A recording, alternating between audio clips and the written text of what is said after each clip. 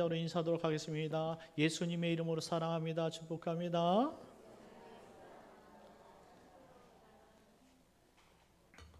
예수님의 이름으로 사랑하고 축복합니다. 명절 지난 후라서 우리 성도님들이 이 명절 후유증에 있으면 어떡할까 이런 생각을 했는데 다행히도 우리 성도님들 얼굴이 더 명절 이후에 너무 좋아졌어요. 명절 전에는 그렇게 좋은 줄 몰랐는데 명절을 지내고 나니까 비로소 행복한 모습이 얼굴에 딱 써 있네요. 너무나 감사합니다. 오늘 27장 1절부터 10절까지 말씀을 읽었으나 오늘은 전체의 말씀을 다루게 될 겁니다. 오늘 본문의 제목은 정해진 장자권이다. 정해진 장자권. 정혜경 장자권이 아니라 정해진 장자권입니다. 정해졌다라는 말은 예정되었다라는 말이에요.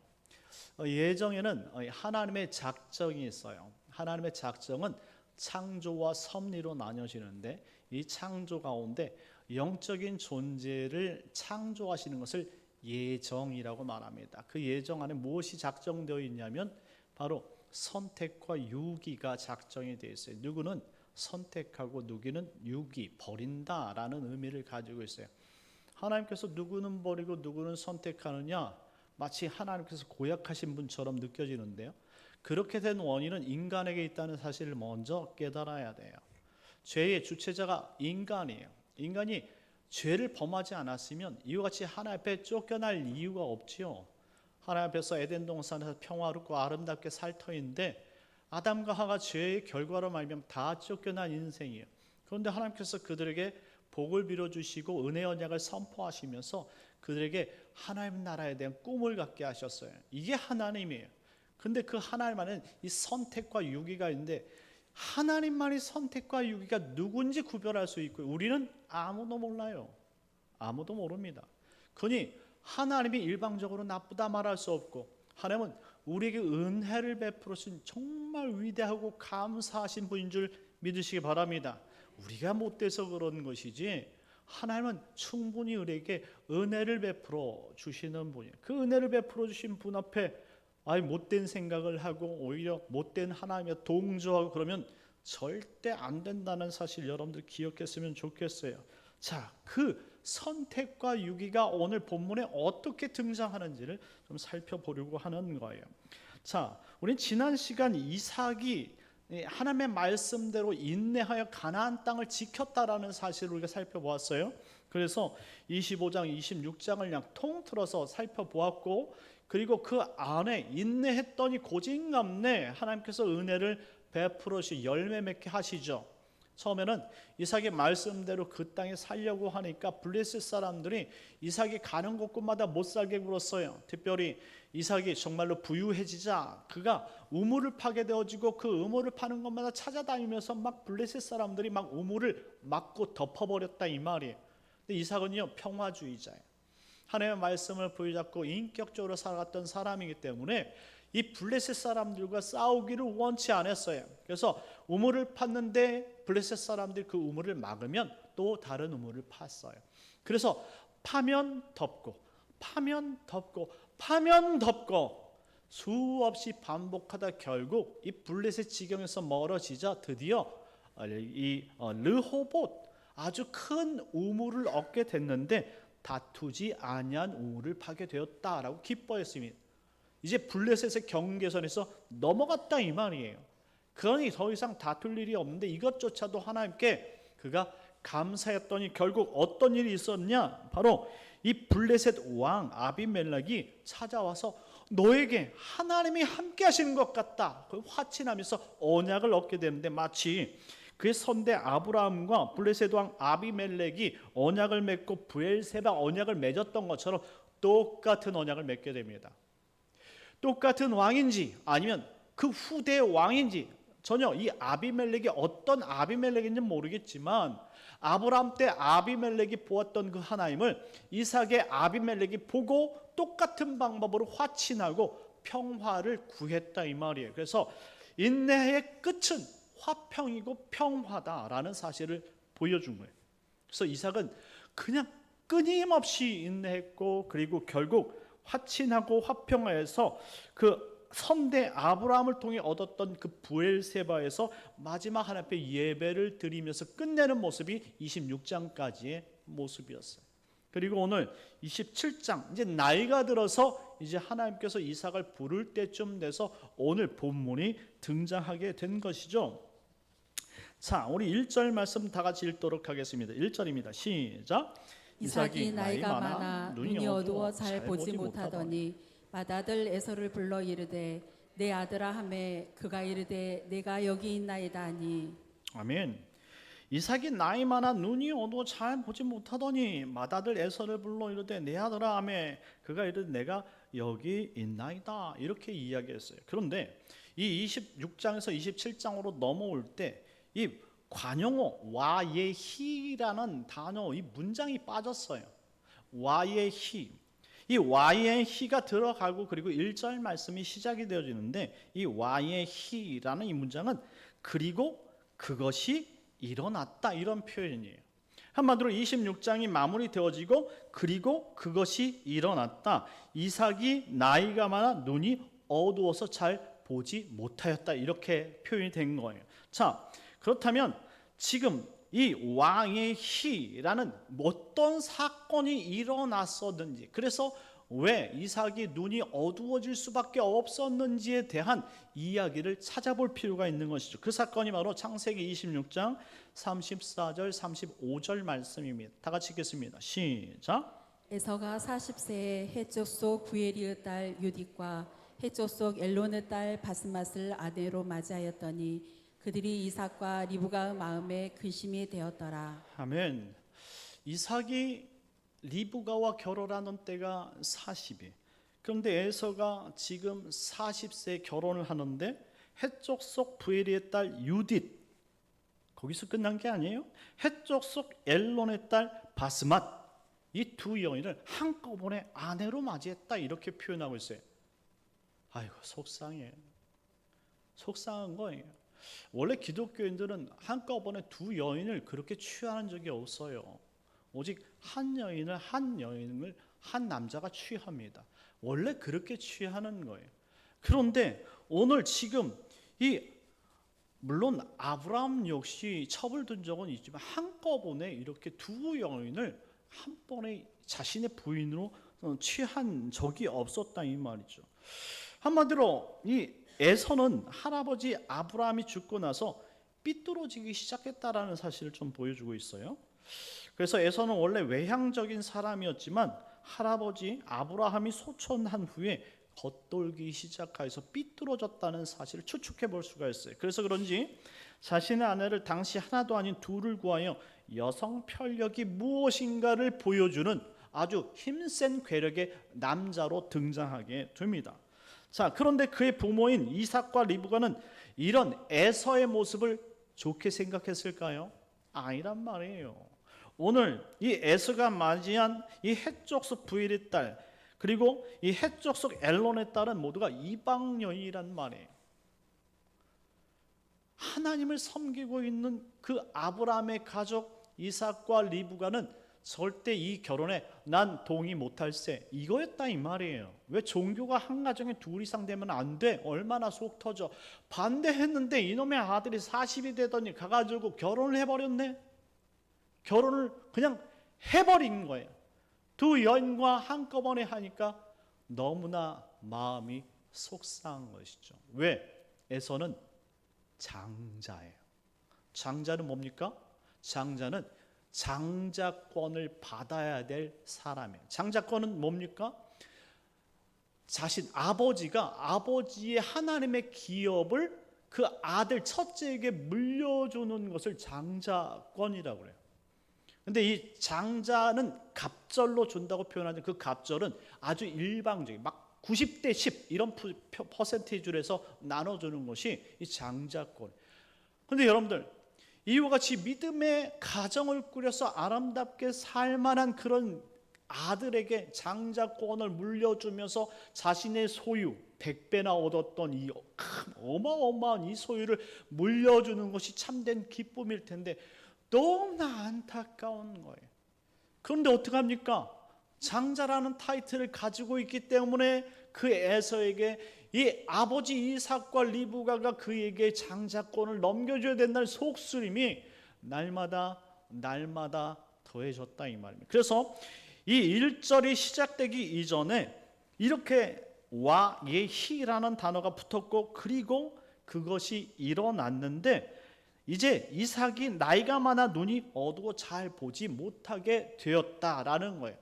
한마디로 이제 하나님의 부르심을 받을 때가 되었을 뿐더러 이 눈까지도 멀게 되어지는 그러한 노안뿐만 아니라 건강이 희미해지게 되었다라는 거예요.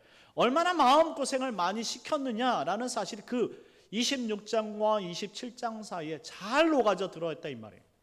여러분들 혹시 부모님 속 많이 썩이신 적 없으세요? 모르겠어요. 저는 속 안 썩인다고 그랬는데, 그게 자식의 마음과 부모의 마음은 완전히 다르잖아요. 그렇죠? 키우시는 부모님의 입장과 우리는 그냥 내 멋대로 살고 내 인생 살고 있는 자녀의 입장은 완전히 다를 거예요. 저희 집은 이제 삼형제였어요. 삼형제였는데 저희들은 형제가 상당히 우애 있게 컸어요. 그런데 우리 어머니가 이야기해 주실 때 어머니 친구들은 너희 같은 삼형제처럼 부잡한 아이들은 처음 봤다는 거예요. 부잡스럽대요. 그렇게 말 안 들고 떠들고 하여튼간에 그냥 정말로 방정맞은 애들은 너희 삼형제밖에 없다는 거예요. 저는 그렇게 생각해 본 적이 없거든요. 우리 가정은 단란한 가정이라고 생각했는데 사람들이 표현하기에는 너무 부잡스러워서 함께하고 싶지 않다는 거예요. 아니 어렸을 때 뭐 시골을 간다든가 뭐 어디 고향을 방문한다 그렇다면 막 뭐 기차를 타면 옛날에 그 특급 열차라는 게 있었어요. 그 특급 열차인가요? 하여튼간에 그걸 탔는데 뭡니까? 이 칸에서 저 칸까지 그 열차 의자 바닥을 계속 휩쓸고 다녔다네요. 예? 그래서 막 그 새 옷 사주면 그걸 입고 그냥 바닥을 막 쓸면서 나와가지고 역에 나올 때쯤 되면 거지 발사기가 돼서 나왔다. 그냥 이렇게 표현을 하더라고요. 그게 얼마나 부잡스러웠냐 이렇게 표현하는 거예요. 아 그렇구나. 내가 느끼는 것과 부모님이 느끼는 그러한 이 성향은 완전히 다를 수 있다라는 거예요. 아마 에서는 자기가 그렇게 부모에게 그렇게 마음을 쓰게 했는지 그것은 자신도 모를 거예요. 그런데 눈이 나쁠 정도로 건강이 악화될 정도로 이 이삭과 그리고 리브가에게는 그 첫째 장자가 너무나 속을 상하게 했다라는 사실을 전제하고요. 그리고 나서 이제 죽을 때가 되니까 이삭이 장자권을 질서에 따라서 에서에게 넘겨줄 때가 되었다라는 말이에요. 그래서 이와 같은 일이 일어났다라는 거예요. 이 같은 일은 하나님께서 계획하신 일이라는 사실을 우리가 전제하고 들을 필요가 있어요. 자, 그래서 이와 같이 이제 일들이 벌어집니다. 3절과 4절 말씀 다 같이 읽겠습니다. 3절, 4절 말씀 시작. 그런즉 내 기구 곧 화살통과 활을 가지고 들에 가서 나를 위하여 사냥하여 내가 즐기는 별미를 만들어 내게 가져와서 먹게 하여 내가 죽기 전에 내 마음껏 내게 축복하게 하라. 아멘. 마지막 소원은 네가 정말로 사냥한 고기 별미로 먹기를 원한다라는 거예요. 그리고 나서 기쁜 마음으로, 기쁘지 않은데 기쁜 마음으로 축복하고 싶다라는 것이죠. 그래서 이제 마지막 네가 만들어진 음식을 먹고 싶구나라는 사실을 이야기합니다. 근데 이때에 평상시는 아마 이 곁에 리브가가 있었을 수도 있겠고 엄마 리브가가 신경을 또 안 쓸 수도 있어요. 어떤 상황이 있을지 모르니까요. 그런데 희한하게 이 상황의 모든 이야기를 이 곁에 있던 리브가가 듣게 됩니다. 자, 5절 말씀 다 같이 읽겠습니다. 5절입니다. 시작. 이삭이 그 아들 에서에게 말할 때 리브가가 들었더니 에서가 사냥하여 오려고 들로 나가매. 아멘. 이삭이 그의 아들 에서에게 말할 때에 리브가가 들었다라고 말합니다. 자, 처음에 우리가 25장 말씀을 통해서 이 에서와 그리고 두 아들 이 야곱에 관한 이야기를 할 때 아버지는 장자편 그리고 어머니는 이 차자편, 차남편이라는 사실에 대해서 좀 이야기를 한 적이 있어요. 원래 엄마는 원래 사람이 조금 더 뭐랄까 신경이 안 쓰이는 그 자녀에게 눈이 더 가는 거예요. 아버지가 워낙 장자를 싸고 도니까 항상 소외감을 가지고 어머니 곁에 있던 야곱에게 눈길이 더 갈 수밖에 없어요. 그래서 이 아버지 어머니 그리고 아들도 첫째 둘째 편이 나뉘어지게 된 것이죠. 그래서 그 편이 나뉘어지게 됐는데 지금 아버지는 일방적으로 참 마음은 쓰리지만 자신에게 주어진 장자권을 첫째 아들에게 지금 유산으로 넘겨주려고 그래요. 그리고 오늘 어머니 지금 리브가는 그 유산을 어떻게 해서든 뺏어서 지금 자기가 받아야 그 사랑하고 있는 그 야곱에게 꼭 전달을 해주고 싶은 마음이 있었던 거예요. 뭐 그도 그럴 것이 리브가가 뱃속에 두 아들을 잉태했을 때 하나님께서 먼저 말씀을 하셨어요. 너희 배에는 두 국가가 있는데 국민이 있는데 큰 자가 작은 자를 섬길 것이니라 이렇게 예고를 해주신 바가 있어요. 그러니 이 말을 듣고 리브가가 항상 그 마음속에 품고 있었지 않겠습니까?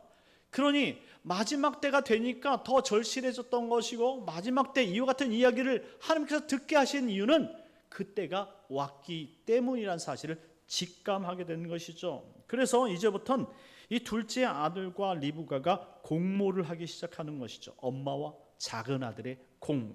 자, 6절부터 10절까지 말씀인데 좀 길지만 그냥 읽어야지만 되는 내용이에요. 다 같이 읽겠습니다. 6절부터 10절 시작. 리브가가 그 아들 야곱에게 말하여 이르되 내 아버지가 내 형 에서에게 말씀하시는 것을 내가 들으니 이르시기를 나를 위하여 사냥하여 가져다가 별미를 만들어 내가 먹게 하여 죽기 전에 여호와 앞에서 내게 축복하게 하라 하셨으니 그런즉 내 아들아 내 말을 따라 내가 내게 명하는 대로 염소떼에 가서 거기서 좋은 염소 새끼 2마리를 내게로 가져오면 내가 그것으로 내 아버지를 위하여 그가 즐기시는 별미를 만들리니 내게 그것을 내 아버지께 가져다 드려서 그가 죽기 전에 내게 축복하기 위하여 잡수시게 하라. 아멘. 사정은 이렇다 이 말이에요.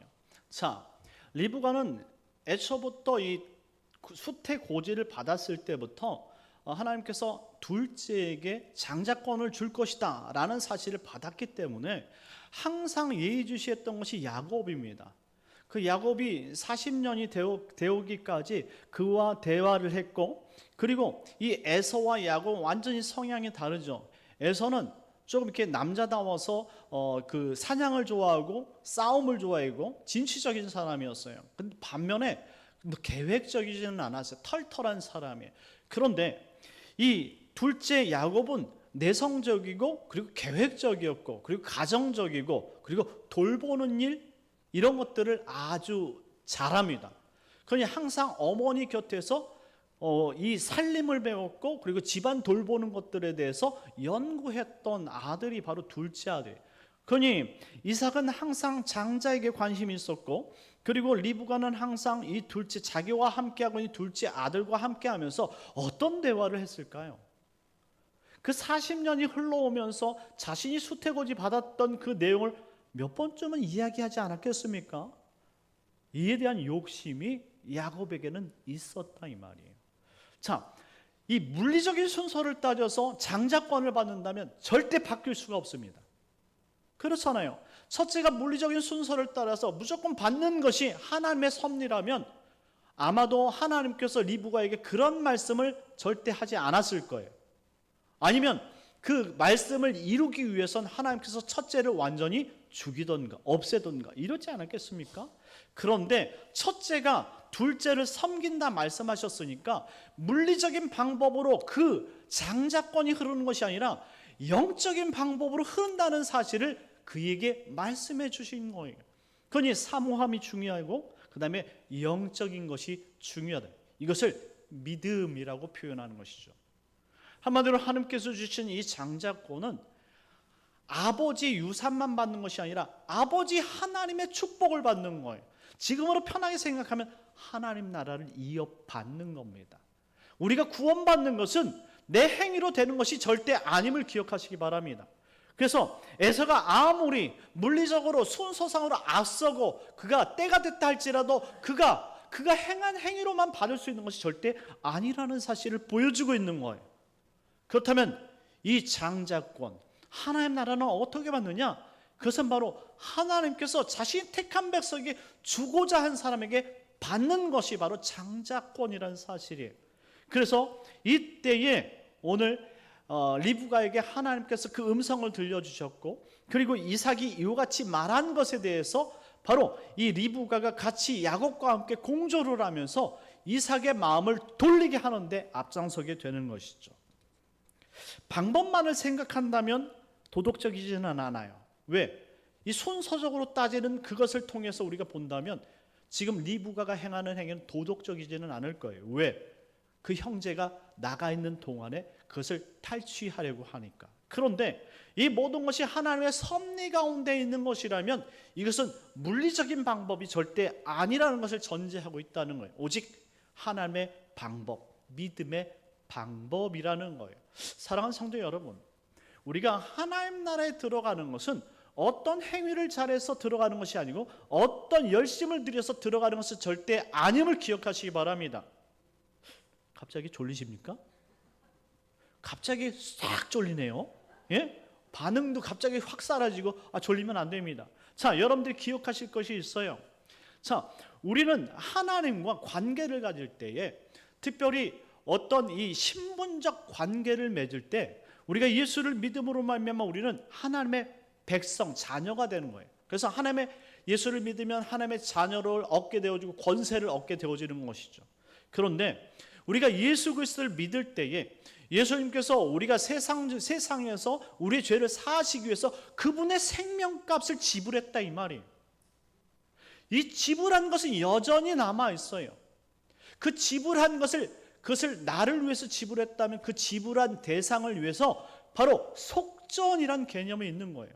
그러니 우리가 그분을 믿으면 하나님의 자녀는 되지만 그분이 나를 위해서 속전을 흘렸다라는 것, 베풀었다는 사실은 전혀 간과해서는 안 되는 거예요. 그것은 바로 사역적인 관계에서 우리가 드러나는 부분이에요. 뭐냐면 주님께서 우리를 위해서 십자가에서 생명값을 지불했다면 우리는 그분의 종이 된다 이 말이에요. 그래서 우리는 그분의 청지기의 역할을 감당하도록 이 땅에 사역의 원리를 주셨다 이 말이죠. 그러니 예수를 믿는 것은 하나님의 자녀의 권세만 얻는 것이 아니라 여러분이 종으로서 신분적으로 여러분들이 종으로서 여러분들이 있는 현장 속에서 사역을 감당해야 되는 그 조건도 갖게 된다는 거예요. 그래서 우리는 때로는 예수님께서 청지기의 비유를 통해서 우리를 책망하시는 거예요. 자, 청지기는 주인의 명령을 따르지 않으면 책망을 받아요.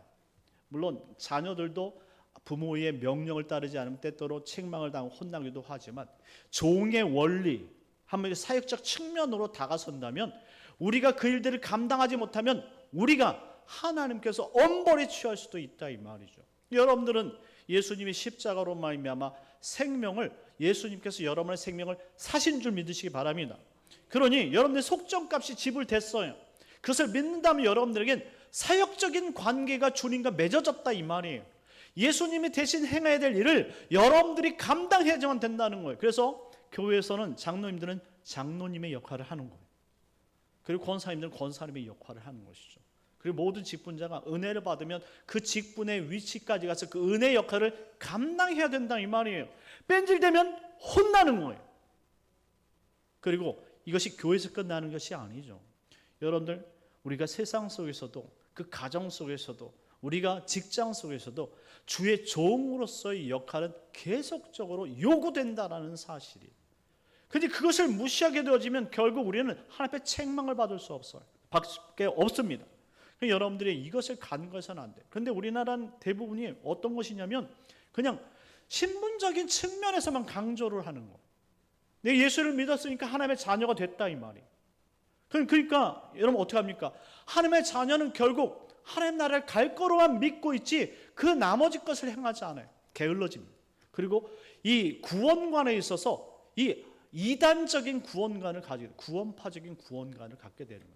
이제 무엇을 하든지 구원받은 백성이 하나님의 자녀가 됐으니 안 해도 된다고 생각해요. 천만의 말씀이에요. 여러분들은 사역적인 관계까지 맺어 있다는 사실을 반드시 기억해야 돼요. 그래서 여러분들에게 달란트 비율을 주는 거예요. 그래서 5달란트, 2달란트, 1달란트. 그 사역적인 관계 속에서 그 사역을 감당하지 못한 사람이 1달란트 아니겠습니까? 내가 무슨 위치에 있는지, 어떤 존재인지를 파악하지 못한 존재는 쫓겨나는 거예요. 결국은 우리가 그냥 예수 믿으니까 그냥 막연하게 천국 가는 것이 아닙니다. 그 믿는다는 전제에는 주의 일까지도 감당하는 사역적 존재로서 종으로서의 관계도 포함된다는 사실을 기억하시기 바랍니다.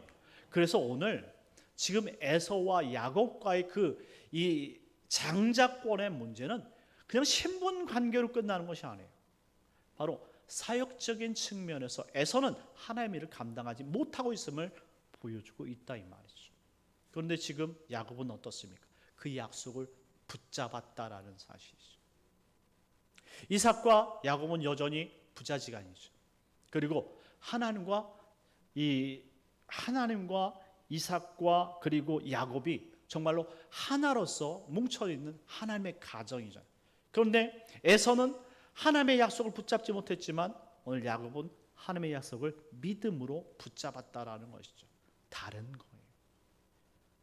우리가 하나님 나라를 가는 것은 우리의 물리적 신분만으로 가는 것이 절대 아니다.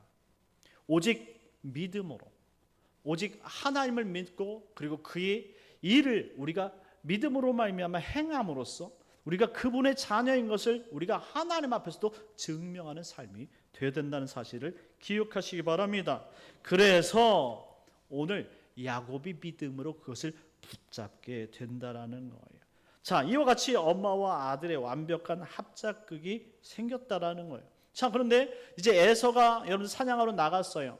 그런데 지금 이 자리에는 누가 남았습니까? 야곱과 리브가가 남았어요. 그런데 지금 리브가가 6절부터 10절까지 말씀에 뭐라고 이야기합니까? 이 9절 말씀에 보니까 네가 바깥에 가서 품질 좋은 염소를 데리고 잡아오면 내가 아주 맛있는 그런 별미를 만들어 줄 것이다. 에서가 만든 요리가 맛있을까요? 리브가가 만든 요리가 맛있을까요? 평생 먹던 맛이 별미인 거예요. 가장 좋은 것이죠. 자, 에서가 없는 사이에 야곱이 잡은 그 양을 가지고 평생 입맛에 맛있게 요리했던 리브가가 별미를 만들어 줬어요. 딱 그런데 이 손길은 아마도 우리 아내 맛인데 라고 생각하지만 바로 이 맛이야가 된다라는 것이죠. 거부감 없이 이 맛을 즐기고 축복할 수밖에 없게 된 것이죠. 그래서 축복을 마음껏 쏟아 부어줍니다. 이게 다 하나님의 섭리라는 거예요. 그런데 나중에 축복을 다 끝난 후에 이 축복이 만약에 물리적 축복이라면 번복할 수가 있어요.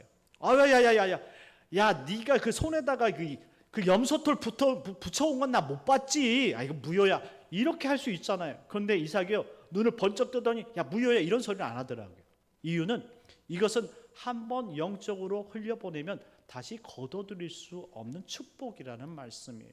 그럼 어떻게 됩니까? 들어오니까 이제 돌이킬 수 없는 일이 생긴 거예요. 그래서 에서에게 오늘 이삭이 이와 같은 복을 빌어주는데 축복이 아니라 저주를 빌어줍니다. 39절 40절 말씀입니다. 자, 39절 40절 시작. 그 아버지 이삭이 그에게 대답하여 이르되 내 주소는 땅의 기름짐에서 멀고 내리는 하늘 이슬에서 멀 것이며 너는 칼을 믿고 생활하겠고 내 아우를 섬길 것이며 내가 매임을 벗을 때에는 그 멍에를 내 목에서 떨쳐버리리라 하였더라. 아멘. 이것은 축복이 아니라 저주라는 것이죠. 자, 에서가 이와 같은 저주를 받게 된 이유는 물리적인 방법으로 자신에게 장자권이 당연히 주어질 것이라는 안일함 때문이었다는 것입니다. 이 안일함은 믿음이 아니었고 결국 하나님께서 믿음이 없는 에서를 복 주시지 않았어요. 결국 어떻게 됩니까? 에서와 야곱은 완전히 반대적인 삶을 살아요. 이 이후에 이 에서의 불평, 불만과 불신 때문에 결국 야곱은 이삭을 떠나야지만 했어요. 그리고 이 야곱이 야복강가에서 그 형 에서와 400명의 군대를 다시 만나기 전까지는 다시 보지를 못하게 됩니다. 그러니까 두 형제가 의가 찢어지게 되는 것이죠. 한마디로 우리가 하나님 나라를 믿고 살아가는 것을 물리적인 관점에서 물리적인 축복을 빌고 물리적인 것을 우리가 세속적 관점에서 계속 쫓다 보면 결국 영적인 것과 완전히 상관관계를 맺게 된다. 완전히 그냥 상대적인 관계, 정반대의 그 관계를 갖게 되어지고 그리고 반대적인 인생을 살게 된다라는 거예요. 그러니 사랑하는 성도 여러분, 우리가 하나님 나라를 위해서 우리가 신앙생활하는 것은 오직 믿음이 없으면 안 된다는 사실을 항상 기억하시기 바랍니다. 그리고 그 믿음을 갖기 위해서 우리가 세상의 복이 아닌 저 하나님 나라의 유업을 받기 위해서 우리는 항상 말씀과 그리고 우리에게 주어진 환경 속에서 하나님께서 우리에게 바라시는 것이 무엇인지 예배의 자리, 기도의 자리를 찾아가면서 그리고 또한 우리에게 주신 그 유업을 정말로 하나님께서 우리에게 무엇을 원하시는지를 잘 지혜롭게 분별하면서 그것을 찾아가 열매를 맺게 되는 그런 복된 성도님들 되시길 예수님의 이름으로 축원합니다. 우리 시간 잠시 기도합시다. 하나님, 오늘 에서가 정말로 아니라고 믿음이 없어서 자신의 복을 받지 못한 것처럼 하나님, 우리가 믿음이 없어서 정말로 하나님께서 우리에게 주시고자 한 그 복을 놓치거나 그리고 하나님께서 바라는 그 소망을 이루지 못하는 어리석은 종들이 되지 않게 하여 주시옵소서. 나머지 3일은 주님과 더 동행하고 더 하나님을 사모하며 믿음으로 살아갈 수 있는 복된 하나님의 자녀들, 일꾼들 되게 하여 주옵소서. 우리 주여 한번 기도하겠습니다. 주여, 하나님 아버지 은혜를 베풀어 주시니 감사합니다. 하나님, 저희들 연약하여 아버지 에서와 같은 생각을 갖지 않게 하여 주시옵시고 오직 하나님 믿음을 갖고 아버지 정말 좀 더 주님의 영광을 위해 살아갈 수 있는 저희들 되게 하여 주시옵소서. 하나님 없이는 아무것도 할 수 없사오니 주여 붙들어 주시옵시고 오직 예수 살아계신 하나님 그 영광을 향해 나가는 아버지 저희들 될 수 있도록 인도하여 주시옵소서. 하나님 없이는 아무것도 할 수 없습니다. 하나님 역사해 주시옵시고 오직 주님만 바라보며 하나님 나라에 도착할 때까지 아버지 정말 우리에게 주신 아버지 분목을 향해 아버지 우리에게 주신 아버지 그 일들을 향해 나갈 수 있는 백성이요 주의 일꾼이 되게 하여 주시옵소서. 오 하나님, 은총을 베풀어 주옵소서. 예수님의 이름으로 기도드리옵나이다. 참 주신 하나님 은혜를 감사합니다. 하나님, 에서와 같이 하나님 아버지 물리적인 현상과 세속적인 것에 관심을 두지 않고 오직 영적이고 하나님 나라에 관심을 가져서 결국 하나님 믿음으로 하나님 나라의 의를 쟁취할 수 있는 믿음의 사람들이 다 되어지게 하여 주시옵소서. 나머지 3일도 하나님 믿음으로 살게 하시고 오직 하나님께서 원하시는 방법대로 살아가 하나님 마지막에 주님께 칭찬받는 그러한 아버지 귀한 성도들이 되게 하여 주옵소서. 예수님의 이름으로 기도드리옵나이다. 아멘.